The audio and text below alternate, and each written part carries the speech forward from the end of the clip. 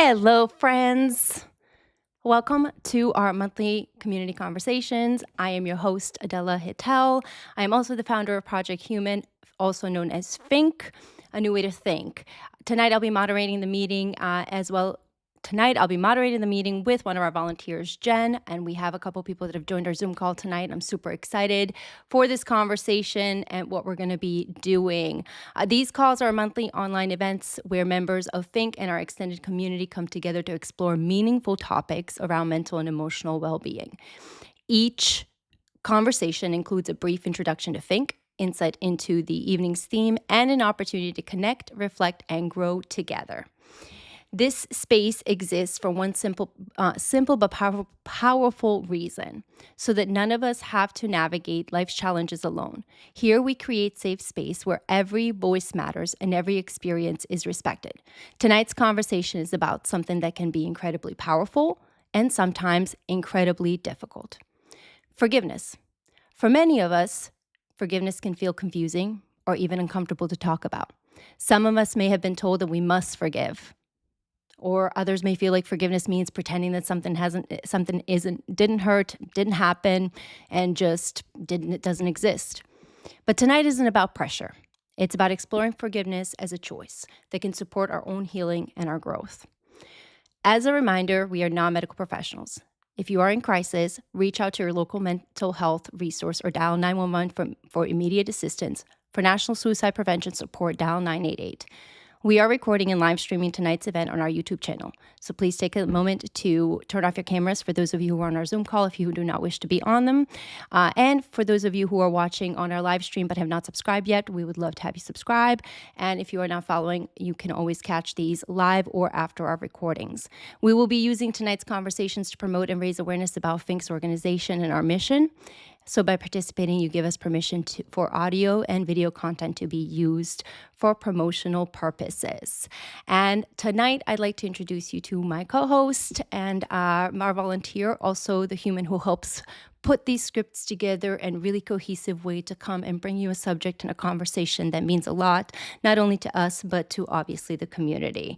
So let me introduce to you our team today. Here we go. We have Alicia coming in. We have Jennifer. Jennifer is our co-host, and Claire, who's joined us in our conversation. And we also have OG. Thank you for popping on. Jen, take it away. Thanks, Adela. Tonight's topic is a heavy one. It's big, but it has the power to release weight that we carry so that heaviness can actually be let go of. And I think it's important to start out acknowledging that forgiveness can look a whole lot different from person to person. Some people may feel ready to forgive something in their past, and others may still be processing a lot of the frustration or pain or betrayal. And all of those experiences are valid. You know, we all have different types of forgiveness that we need to walk through. We're going to explore different types of forgiveness tonight. We're going to talk about the importance of boundaries. You know, saying I forgive does not mean I give permission to harm again. Talk about the difference between that two.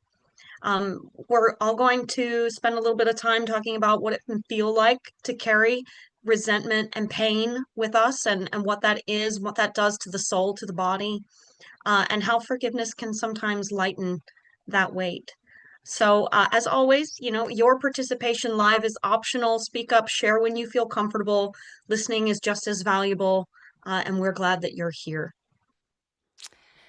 So we're so excited to introduce you to a little bit more about what Project Human is, and we're grateful to have you here again. Whether this is your first time or you've joined us before, you are part of the Think community.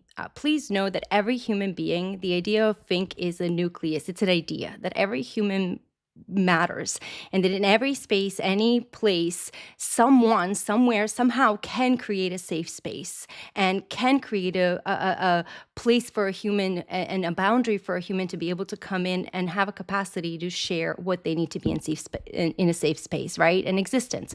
So that's the idea of Project Human, is the human is worth the effort. So this space is about safety, compassion, curiosity, and just as a reminder, you're not alone in this journey. I promise you. I thought thought I was alone, and the longer I stay on this earth, and the longer I really learn the value of this life, the more I know I'm not alone. And the more I know that every single one of us is in one space or another, have been through the same situation, same place, same thing. We just don't understand how to express it because it's difficult for us in that moment. Like forgiveness.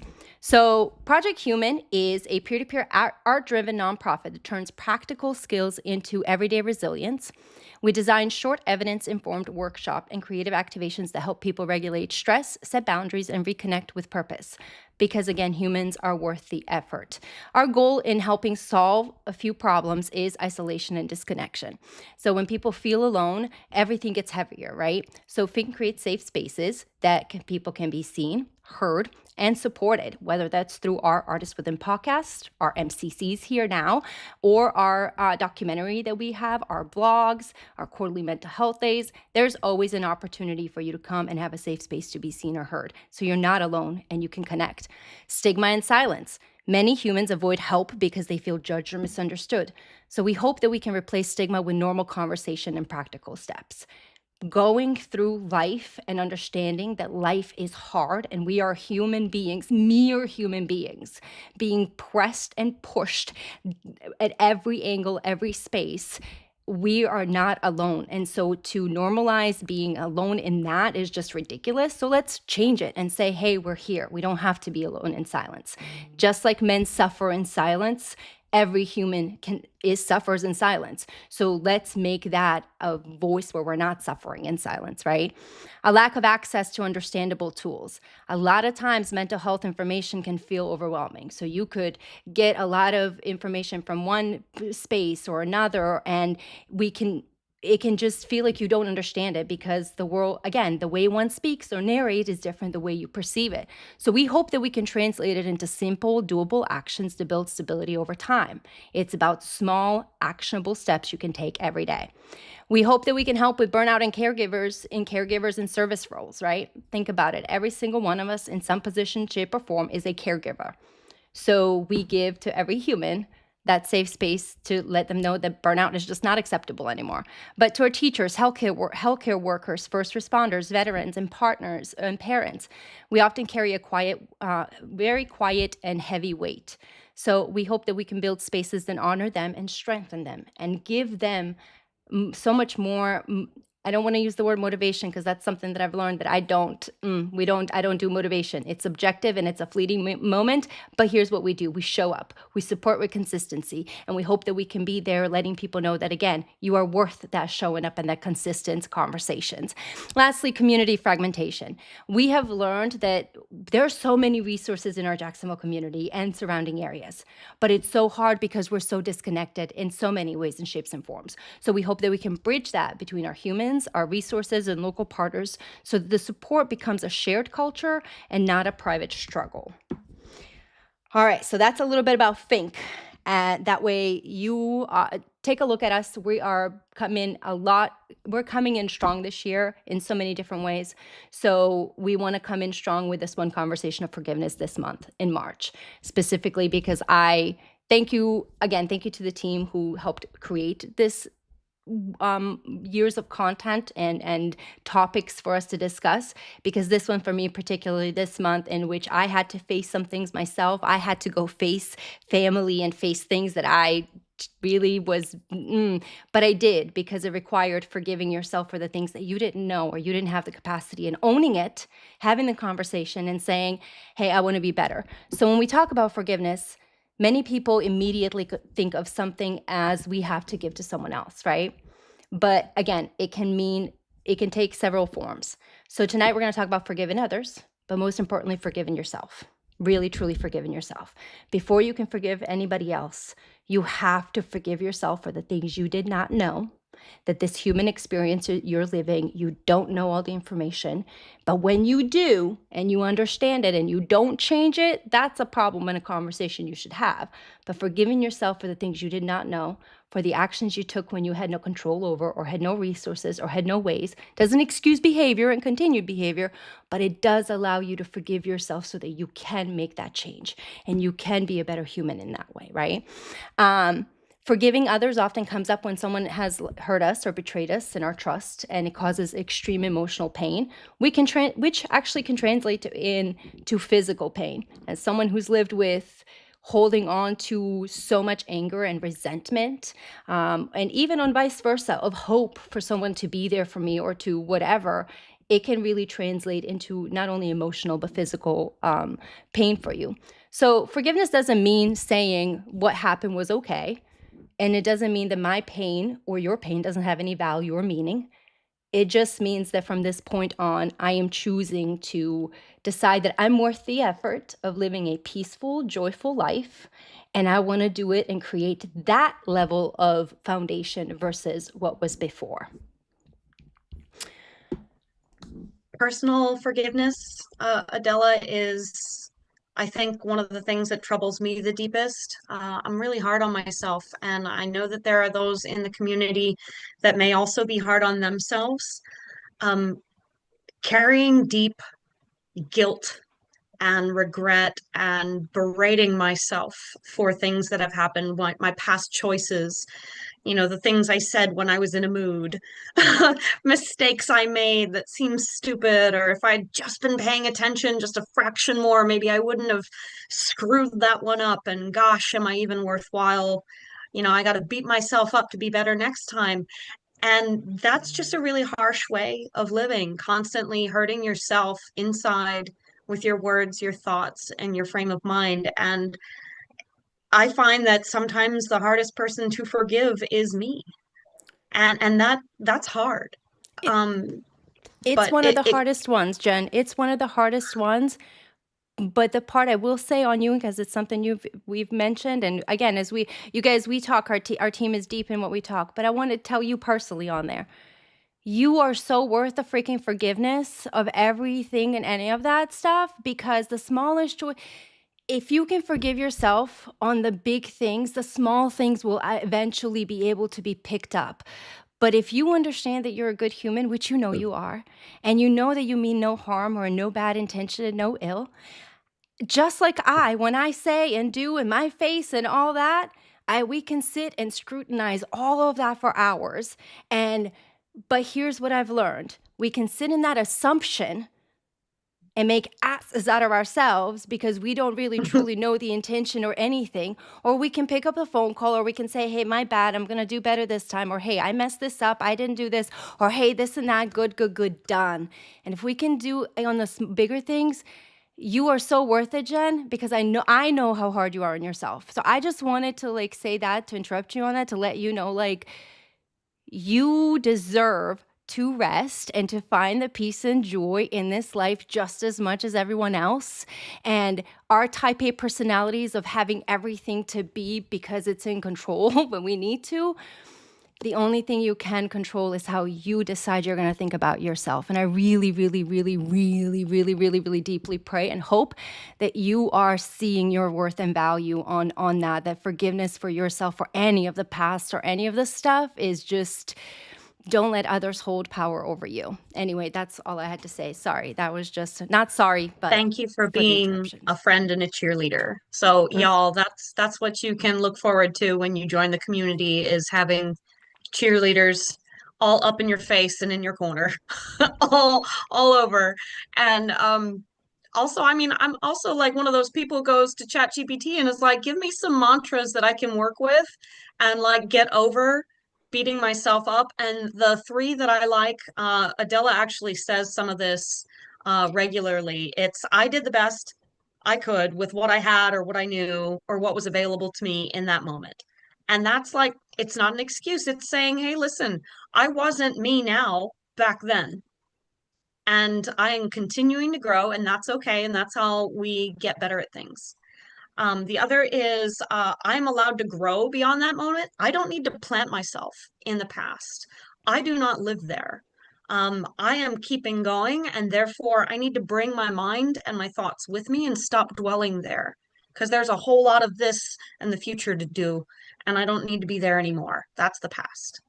And also, when I'm feeling like I was a real poo a little while ago, my past actions do not define my entire future. So I can have messed up, and that doesn't mean that the future is going to be screwed up because of that one thing. So, it's not about erasing responsibility. We acknowledge what happened and we create space for growth and healing. But a lot of folks, they still get hung up on forgiveness is forgetting, or allowing space for harm. And Adela, I think you have a really good perspective on what forgiveness is not, and we should talk about that too. So forgiveness is absolutely not. Just want to make sure it's an allowance or permission for someone to harm you over and over and over and over again, right? So one of the things that I've had to learn is to forgive myself for putting the people around me in harm's way with my words, with my stuff, when I've been forgiven 1,001 times, but my actions have not changed. That was something I had to face this month. And it was difficult to face because it's a relationship that I am strongly working to rebuild in my 40 inches.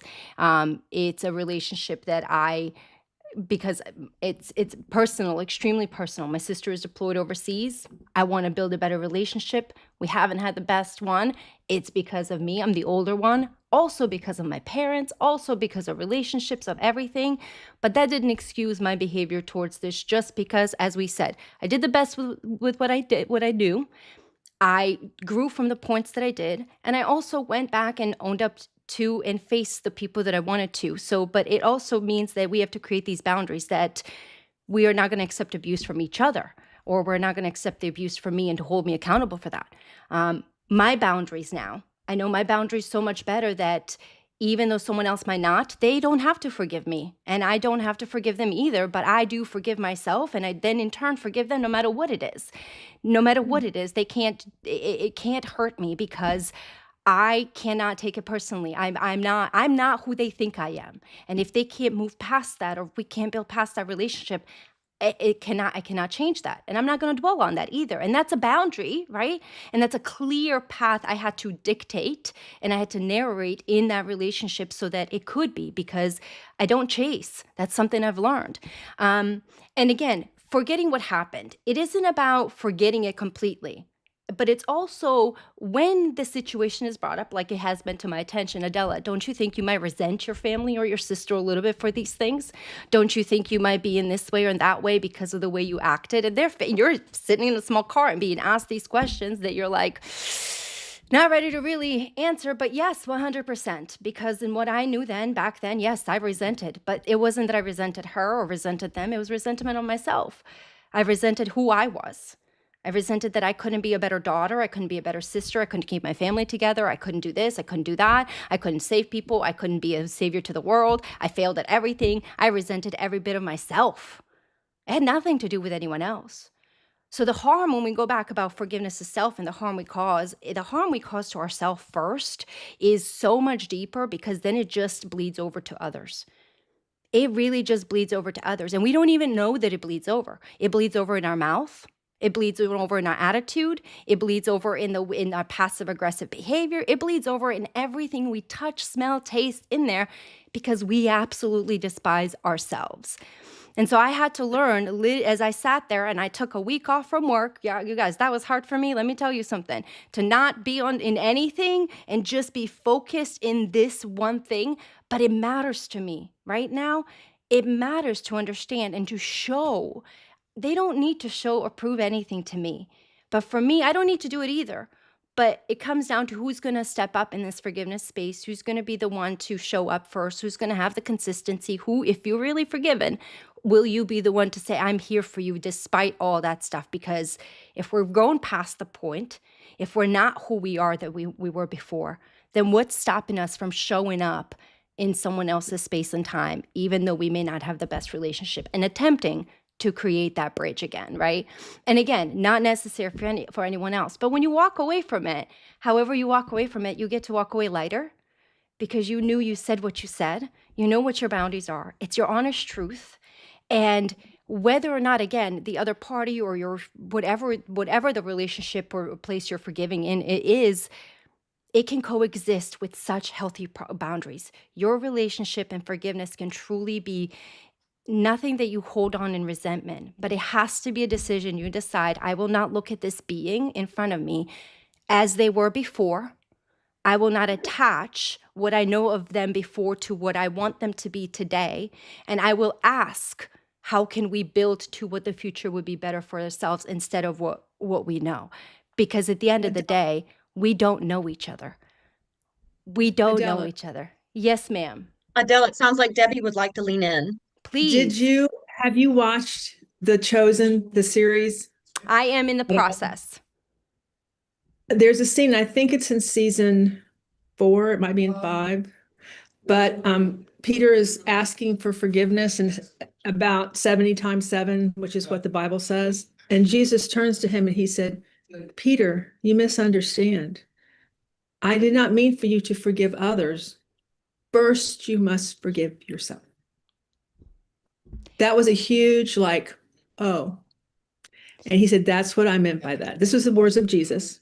100%. And I feel like that was true. It was like, oh, that's true. And he said, you forgive yourself and the rest comes. So this is the word of Jesus. You're absolutely correct, Miss Debbie. To me, for those of you who are in faith and who are believers and who follow that, or in spiritual journey or wherever that may be, but that's where my forgiveness came from for myself. To me, I am first and foremost a child of God. And if he says I am good and all good, so everything that I have done up to this point, I'm not saying it's for good and, good, but there's a consequence to something better to it, right? So what can I learn to be better? How can I use it for the better? Despite all of that, it has to be all for the good. So even with all the stuff that's happening in the world and everywhere and around us, what is the good out of that? And so that's what I hold on to, and with forgiveness and with all of that. And lastly, in there, with the choices that you make, forgiveness can be a decision. So please hear me on this. It's not just a choice in which you get up every day and go, oh, something I'm going to pick out of a hat, okay? Because you can have thousands of choices. But a decision is a commitment to what you have said, to your own words, to your own self, to your own plan, to your whatever. It is a commitment. And when you make that decision that you will forgive yourself, that doesn't mean that you will be like, it's perfect today, okay? It just means that you're going to decide you're worth the effort sticking around for that decision as long as it takes for you to feel forgiven for yourself and for you to know that you've done it. It took me 10 years. And in those midst of that, I've struggled so hard. But today I can wholeheartedly say it, like, I know nothing, I ain't nothing, I'm all, but I'm everything. And it's like, it's one of the most freeing ways to start living. So yes, it is definitely a decision that removes suffering from within yourself, and it also forms the relationships that you want to value when you decide that you're worth forgiveness. I also had another person who's a pastor that I've known for a long time. So actually, I used to teach with her at a private school. And she said this to me. She said, forgiveness doesn't happen all at once. Forgiveness is a daily decision. And sometimes you'll have to decide to forgive that person or persons every single day, and maybe again every single night. But you must make that decision. And you have that, those are the actions that you're taking. And that was hard for me to learn. So Adela and Debbie, you've both described personal forgiveness for growth and healing, and forgiveness in close relationships of friend, family, teacher or student situations. I want to take a moment to acknowledge that there are some times that forgiveness can happen in a very ugly situation. It may still be with friends and family, or it could be somebody outside of your comfort circle. It could be a lover. It could be someone that you knew as a friend. But betrayal happens in many directions, and sometimes it might be a stranger. And it can still hurt, and it can still suck, and it can harm us deeply. Forgiveness still has a place in those super suck situations. And you can forgive someone for yourself and still say, I can't continue this relationship with you anymore. I need distance because you are unhealthy for me. Yep.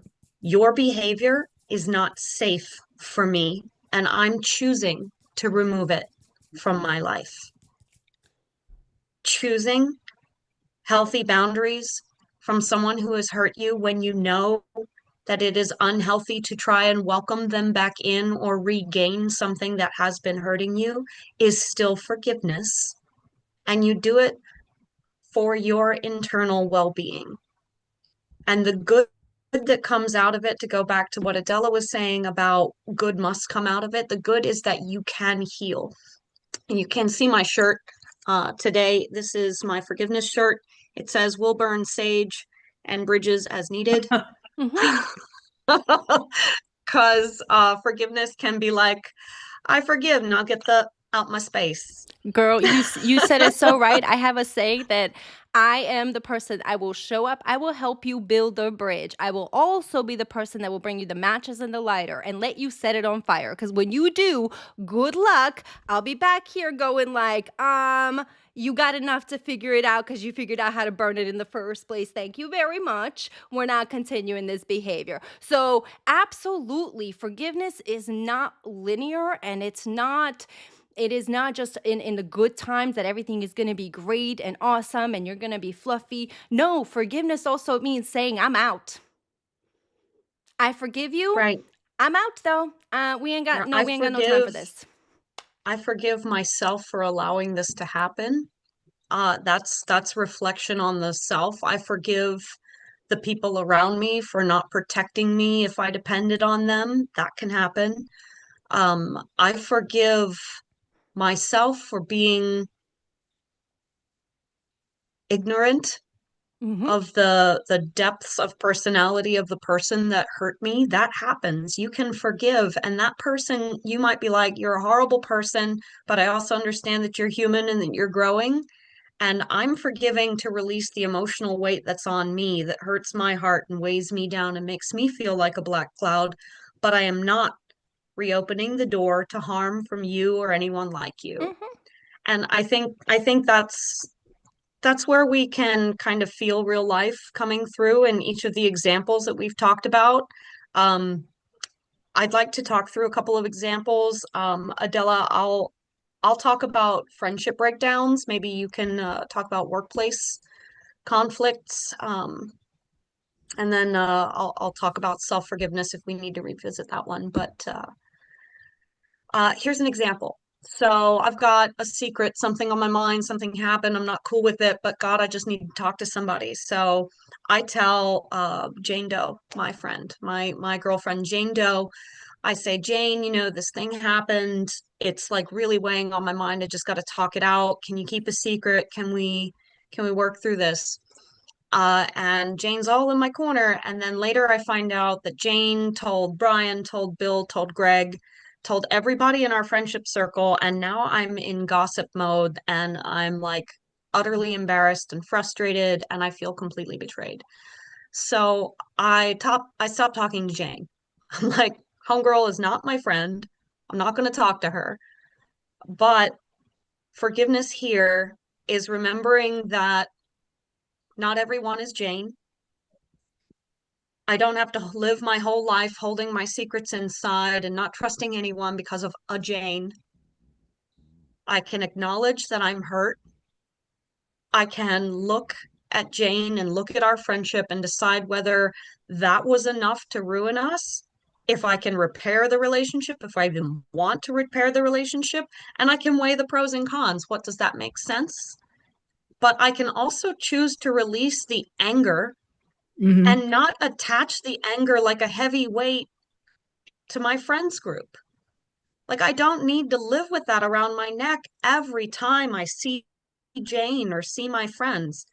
I can let it go, learn my lesson, and kind of just keep forgiving, like Adela was saying, like Except Debbie was saying, every this petty day. face over here has to learn how to do that too. Let's be real. So there could be an Adela be internal showing her forgiveness, feelings on her face. but my face might not still. I'm just saying. So if you catch it, you can knock me on it. I forgive it internally. My face might not have. I'm just saying. It's just the truth, okay? Internally, I have forgiven. But you said I can forgive Jane Doe so I don't have to see her. I'm sorry, but if I can forgive, but if I see you, my face might still be like, I know what you did last summer, and I'm just saying, it's the truth. That's the part of being honest, you guys. You got to be honest to get past all the stuff, and I have no time for none of that.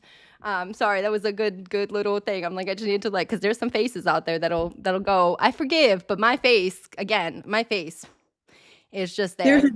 There's a difference between forgive and forget. Yes. See, my face can't forgive. My heart can forgive. My face can't forget. I don't think my own personal observation is if you totally forget, you can forgive and forgive yourself for being angry and reacting that way. But if you forget and really put that out of your mind, the person has that capability to come back and do it again to you. That's where I am. I'm not going to forget it. I'm forgiving you, even if I have to do it every day. But I'm not going to forget what you're capable of. Absolutely. Does anybody else want to chime in about that? Did they have an experience with a moment or share with a friend where they've had to make a decision, and what did that look like for you in that moment of forgiveness? Or did you forgive? Did you not? Or are you still with the face like I am? Yeah, I think that this is where the boundaries come in, you know? So it's like, okay, they're in our friend group, so like obviously I have to see them and I don't want to make my other friends uncomfortable. Like that's the big thing, you know, like I still want to keep everyone, you know, because I do value the other friendships and I wouldn't want somebody to do that to me either. So yeah, there's definitely been, you know, situations where there's friends that have wronged you or done something or whatever, and I think the key is that I'm just like you, Adela, it's always right here. So I can't, and I think that one of the things is when you have that weight, it sits in a different spot in your body depending on like what the situation might be. But like for me, it's usually like right in my stomach. So like you have to be around them and you just feel that pit in your stomach. And then you really have to just forgive so that way you release that from your body and you don't have to deal with it. And then it kind of helps with the face. Kind of, maybe, sometimes. I've learned that in my situation too with the friend group and all that, I want to touch base on you on that. Sometimes you have to burn the whole friend group. No offense. Yeah. I'm just saying it is what it is. I had a situation and if it's all brought up to the front and everybody's all on this and then don't worry. It's just, and they don't take what if you don't take your morals seriously when something happens and they make fun of it or they say, literally, honestly, because it happened to me, I cried over this and then I had to tell this human who fed me, who literally I considered my like dearest life. I've never let anyone into my house like this, into my life, into nothing, like torture me for a whole year. And I'm like, for real, why? And then everybody else around go, don't worry, Adela, it was this, it was just that. No, there are intentions, there are some things. And when you don't value the human around you and just take it as a joke in situations that again are matter to you, sometimes, no offense, again, you got to move on from the whole group. You got to move from the whole room. And also sometimes I had an experience where I let it go and everybody still hung out, and then that person proved themselves to the rest of the people in the friend group, and so now that person is no longer in the friend group, but it made us stronger. And my advice, again, yours was that, and that is so beautiful. My experience was vice versa. You can forgive me for so long, and you can stand for so long in situations to be put into positions or to be. So it's you and that's the part. You decide when it's time for you to let go. It was only just like a personal thing. So that's where you have to decide your boundaries and what you just said.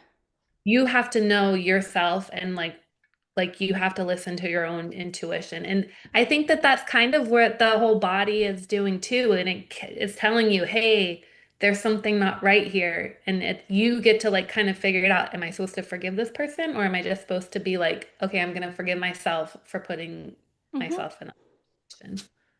Yeah, absolutely. Anyone else want to add to that? Sorry, but personal relationships are really hard to navigate. So in friendships or something, then again, I talk all the time. I have no friends, but I have partners.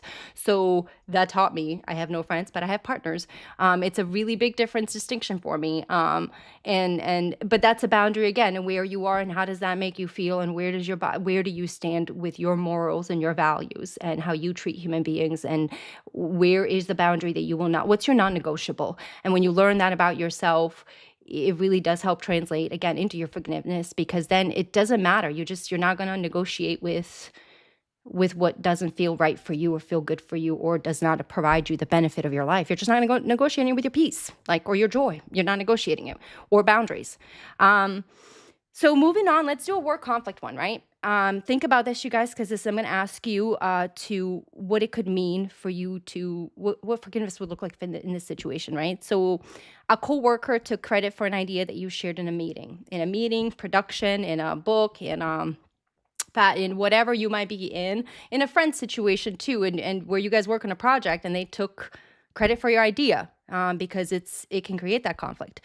You felt angry, disrespected, you felt taken advantage of. Forgiveness might not mean pretending like it didn't happen or moving on or just ignore the situation. So what could it look like? What could that situation look like in process? And then how could you potentially move on or forgive from that situation? I read self-help books, and I used to work in a corporate environment where things are fast-paced and idea sharing happens and people do take credit for stuff, especially when it's a team effort and they want to look good. The best way to do it is to have a conversation with the person privately and see if they're delusional or if they had reasoning or if it was a slip of the tongue and they just said I instead of we. Um, if they're in a space where it's like that was an oopsie, you can both go to the person in power that you work for and kind of correct that and just let them know, hey, this came up, but I want you to know it's not just me, it's this person, it's this team. Um, it might also be that the person is just not so nice and you kind of use that one as the learning curve and set some boundaries and know that when you're going to work on something, you're going to work on something pretty darn clearly as you own it, and you're going to make sure your boss knows exactly which piece you own. The only dangerous side of that coin is do not mess up.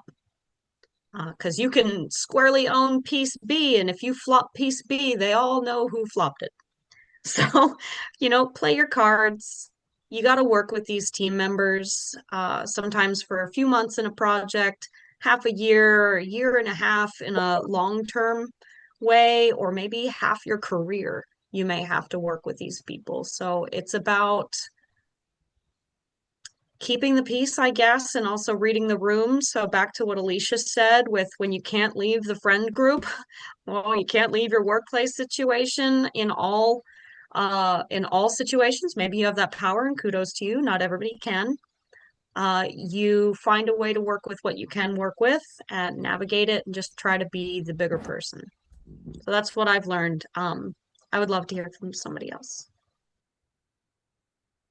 Yeah, I've definitely had that situation. I'm very much the person who tries to give credit to other people, even when it might have been a group effort. So when it's not reciprocated, it really upsets me. Something that I learned early in my career was to always, especially when you're creating like docs, make sure that your name is the one under the name that was created it when it shows that. In the corporate world, I think that that's kind of helpful because, you know, little things like that can be kind of hints. But I think you like Jen said, you kind of have to read the room. And, sometimes it's something that you could go and you could talk to your boss about if somebody said something, just to be like, look, I don't care that they're taking credit, but I want so and so to know that it was me, and get your boss to help out with that, because I think and if your boss is the one taking credit, then that's a whole nother situation where you kind of have to say like, look, one of the things my dad taught me was, my job is to make my boss look good, so you tell the boss like, hey, this was, like, I'm glad that I'm making you look good, but just remember me at review time, so yeah, exactly. So Hashtag facts. Remember me at review time. You are not gunning for their job. Their exactly. success, your success are tied to each other. If they're climbing the ladder, you might be the next person in line. You can let them know, listen, I'm so glad this is making you look good. I bet you're about climb a foot up the rung. What do you need from me to prove that I can fill your shoes when you leave us? Yeah. And that might be making an ally for life kind of thing, and also teach you about how um, leaders pick and shape their successors. Sometimes that works out, sometimes it doesn't. If you get into a situation where you're in a toxic team, remember what we said about forgiveness, but not allowing yourself to get hurt again. That may be the time for you to get out of that team in a healthy way. Maybe by asking to try new things. Maybe you can frame it as, I want to develop new skill sets. I want to brush up my resume with new experiences. I'm ready for a change. And you don't mention the toxic people, you mention, your growth ambitions and your forgiveness. What that looks like in this situation would be, I forgive you, but I'm not going to get hurt again. I'm going to use this to grow, and I'm going to learn more about people as I do it. Looking at the time, I want to move forward to our interactive exercise, Adela. Alrighty. All right, so we're going to try a small activity together that helps us visualize something that many of us may carry every single day. If you're comfortable, okay, we're going to need your hands today. So please put your hands, just hands. Isn't that, what's that one movie? Just hands. Anyway, if you're comfortable, take a moment and clench your fists tightly. Don't hurt yourself if you have rings or if you have nails, but clench them. Now I want you to close your eyes and I want you to take a deep breath in and exhale, and do that for about 3 to 5 breaths while you're listening to my hopefully sweet narration. Okay. Imagine each fist represents something painful you've been holding on to. It could be anger, regret, resentment, disappointment, betrayal, anything else that you could think of that could absolutely be a detrimental weight that is keeping you down. Keep your fists tight. How do they feel? Does it feel heavy? Does it feel hard? Does it feel tense, uncomfortable, tiresome? That tension is similar to what emotional resentment can feel like when we carry it for too long, and what it feels like in our body as a physical representation. That also means that is your adrenaline being stored and holding your muscle hostage in a situation that you're in, sitting like this. So if you can start slowly unclenching your fists, start slowly releasing. There you go, just a little bit. Now go back to your clench. I want you to, again, remember what that feels like and imagine it all over your body. Now, let's feel ourselves letting that go. Slowly open your hands, let your fingers relax, take a deep breath, stretch your fingers, flex your knuckles, hear some snap, crackle, pops, maybe ignore the indentations of your fingernails on your palms. But feel that relief, that weight of that tension just drop out of your hands. The blood flow comes back. Your hands are feeling healthy again. You don't feel quite so tense or agitated. Forgiveness, letting it out of our body, is that release. That I was holding on and I wanted to protect myself. Yeah, your tight muscles were protecting you, but you overexhausted them, and you don't need to protect yourself at all times. Take a breath, relax your shoulders, relax your hands, breathe. That doesn't mean you forget what happened. I mean, I've still got fingernail marks on my palms, y'all. But releasing that felt stay. great. The releasing that felt great to me. And that release, I let it happen relatively quickly in the span of time. I mean, it took like 20 seconds for us to do an exercise.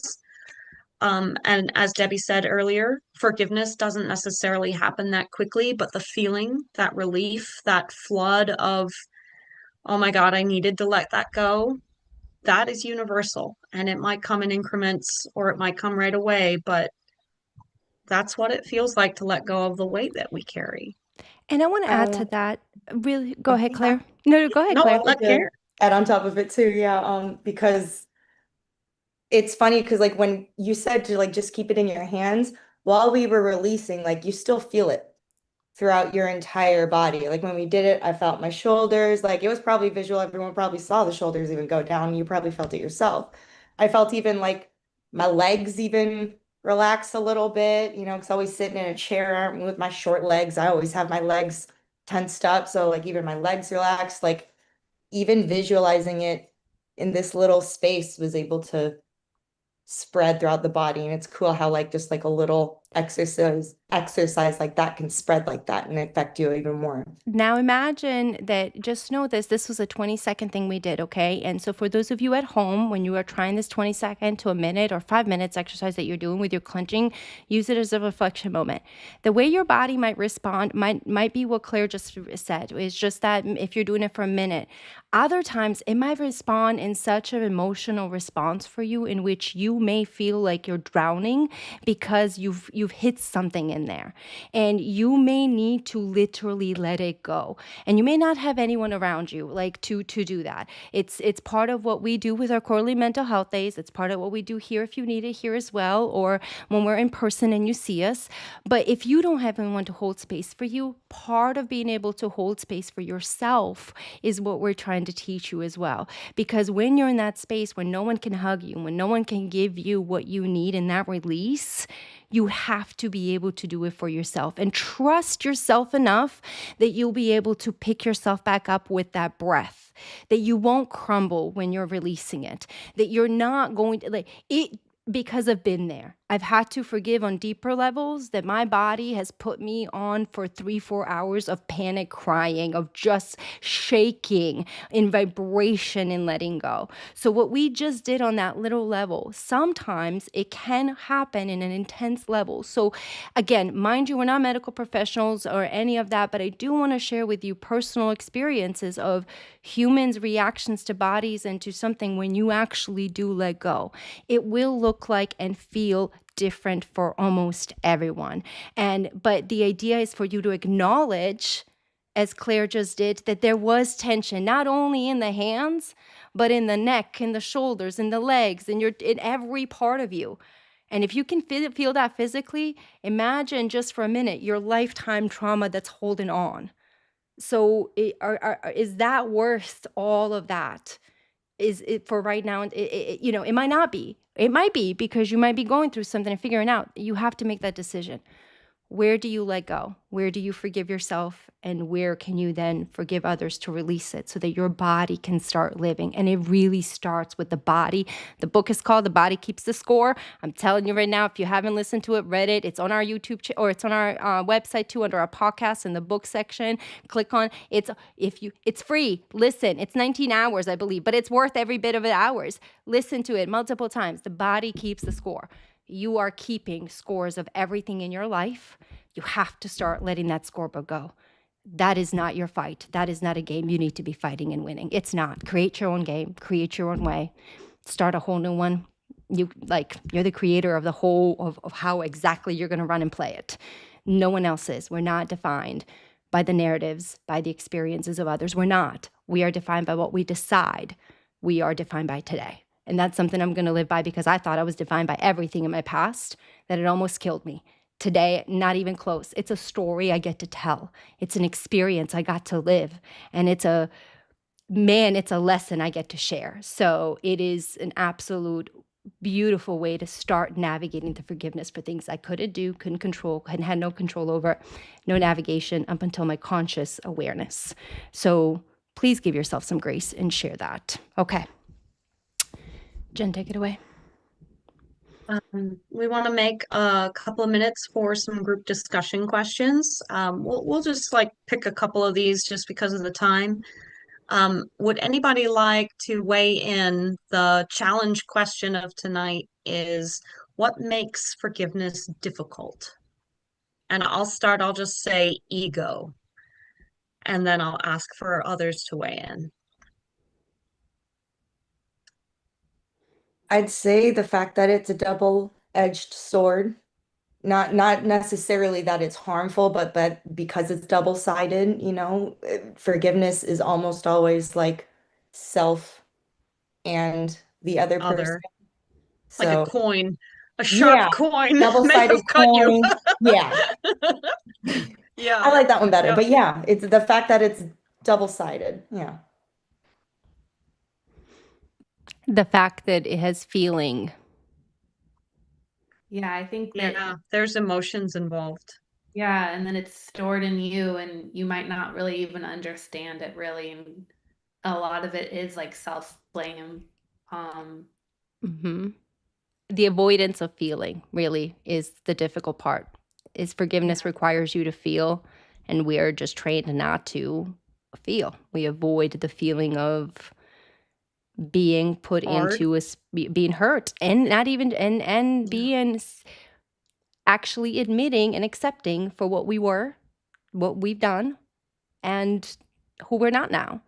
That's difficult because it requires also, again, as Claire just mentioned, double-edged sword, constantly having to relive, constantly having to move forward, and constantly having to forgive. It is a literal cycle of insanity every day. But when you realize you're worth that washing machine and that good clean, keep getting in there, get tumbled. I think it is murky, the emotions that come with forgiveness and stepping into a discomfort zone. That washing machine, as you say, you're in discomfort as you acknowledge the pain that you feel with forgiveness, a situation that needs forgiveness, whether it's pain directed towards self, for the side of the coin that Claire was talking about, is do I need to forgive myself? Did I do something stupid? On the other side of the coin, the betrayal, the hurt, did someone else do something stupid? Is it one of those spinning coins where we both did something stupid? And we both need to be up in that really uncomfortable space, having those emotions, feeling some kind of way. Putting the ego Uh, away. yeah, it's icky. And I've found also working through those nasty emotion whirlwinds that we've been talking about, that myself or someone else may want to choose anger again because it's a lot more familiar, and it allows us to take the blame and spotlight off of ourselves. But true growth, truly letting a weight go and moving forward, requires us to walk through the valley of the shadow of death, feel that nasty, uncomfortable stuff, and come out the other side new. There's just something that hit me, Jen, as you were talking. I think that, again, for me personally, so take it as anybody take it as it is, but it can't, forgiveness, and it just hit me. Forgiveness can't be more uncomfortable than the shit that I've lived in my own feelings of how much I hated myself. Like, it can't, because I just thought about it. We were just saying murky. We were just saying that, and I put myself in those positions. Yes, they were uncomfortable. Yes, they were murky. Yes, they were all of that.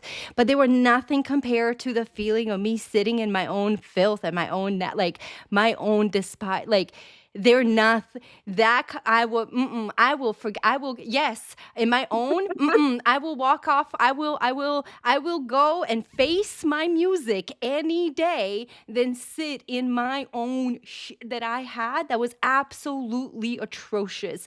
Not only again to the world, but to myself.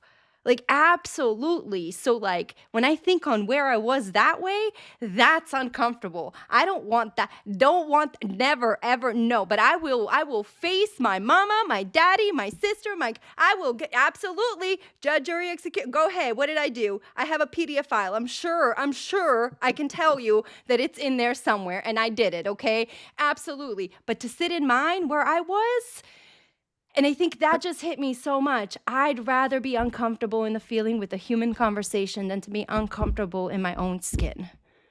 But I think that some people don't understand the real feeling of actual forgiveness because they think, oh, I'm forgiving you. Yeah, you're fine. You say sorry. Okay, no worries.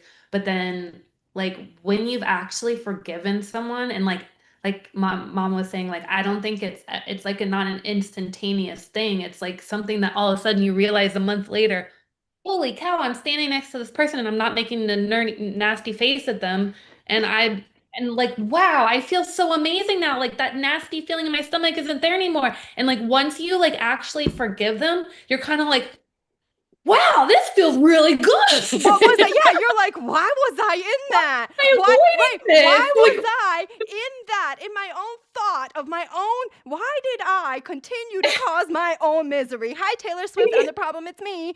I'm just saying, okay? I'm just saying. That's all. That's all. Yep. Yeah, so if So you haven't done it yet, then like definitely give yourself a chance. Try it. from the lens of our time, we are getting very close to, and I just want to say, I'm going to go ahead and put these out here just for folks who might be following along. And if you want to write down in your journal and give this some thought later, our other discussion questions would have been, have you ever experienced a moment where forgiving someone or yourself brought unexpected relief? I think Alicia was describing that somewhat. And then finally, what boundaries do you think are important when forgiveness is involved? So write those down in your journals, give them some thought. Maybe you will learn something about yourself. We would love to hear from you. Feel free to reach out to us via email. Adela, let's go ahead and discuss our resource that we'll be putting up, and then do the closing. All right, bear with me 1 second, you guys. Let me pull up a little resource. Well, actually, where's my little thing? We're going to be posting a little resource guide on underneath the comment or description in our YouTube channel. For some reason, my thing just stopped wanting to pull up. So what I had to share with you guys right here. But if you follow us on our social media, you will see the tidbits of what we have, our little carousels of forgiveness and our bits and pieces of did it pull up? Nope, did not pull up. Nope, did not pull up. Here we go. We're gonna have a little what forgiveness is, what forgiveness is not, gentle reminders, reflection prompts, and some little questions for you for self-forgiveness to ask. We have created them into carousels, so they're going to be on our Instagram pages, they're going to be on our LinkedIn pages, we're going to have it on our website, and we're going to go ahead and attach the PDF file to our to the description on the YouTube channel here right after we get off too, so that you can click on that. And those are just gentle reminders. We've also added them to our email list as well, so please take a look at that, and we'll have them attached on our blog. We have an update coming up for our MCCs for the last 3 months that we'll have a blog next week on a website, so we'll have that information on there as well, because it'll give a quick recap with some takeaways from the last 3 MCCs we had and where you can catch the replays as well. So definitely take a look at that. We do try to provide you as much resource and as much ways that you can self-start moving forward and creating the future and the ideal human that you see worth and fit for yourself. Just because we believe in you and we see you as the highest, brightest, shining star, we don't know what that means to you. We don't know what that looks like to you. So please showcase us what your star and living power is. Now, I lost my other part, so bear with me. Oh, I do have one more announcement to make before we go on into this other portion of what we need. Our Runway to Resilience fashion fundraiser event has been moved to September 19th, so we look forward to having everybody there. We're very excited. Our casting call is closed currently. We will have another one in June, so please take a look. We do have a couple of mothers cast for our fashion runway for our Mother's Resilience portion. We have some Think merch cast for our humans, and we have 2 extra additional designers that have signed on to help with the project and with the fashion show. So I'm so excited. It'll be a 3 designer feature as of right now. We may have some more later, but we will also be doing another casting call in June for those designers as well. So some of the models who've been cast right now for our merch might be able to participate in our other ones and things like that. So the opportunities have just become more available for everyone. We'd love for you to participate. Go check us out on the website. For some parts of my life in Bosnia Herzegovina, formerly known as Yugoslavia. Adela, your audio from the No, it's my mom. I'm muting. Okay. I was like, I don't know what I clicked. Nothing was working on my end, so I don't know what I was doing. I was like, I don't know Okay. where. I was like, did it magically just start? That's great. Nope. But you guys definitely check it out because, as you guys were just hearing that little bit, our documentary portion behind, that was a great intro, Ms. Debbie. Our portion, our documentary, everything, we're filming that ending to that, our multi-year documentary. You guys, this has been definitely a defining the narrative. What is the human experience? And it's so beautiful because, again, you get to see the old me, you get to see the growth of me, and you get to see the growth of the community, and some of our participants here, like Clear as well. So I'm super, super excited for that. So anyway, updates on that. And where am I at now, Jen? Final thought. Forgiveness is not about changing the past. It's about giving ourselves permission to step into a lighter, less burdened future. And like Debbie said in the beginning, sometimes it's quick, sometimes it takes years, sometimes we forgive in layers. Each layer is fine. Just keep going.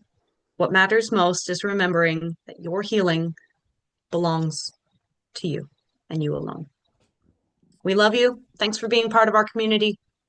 We'll see you next month, last Thursday, 6:30, April 30th. It was right. See you then.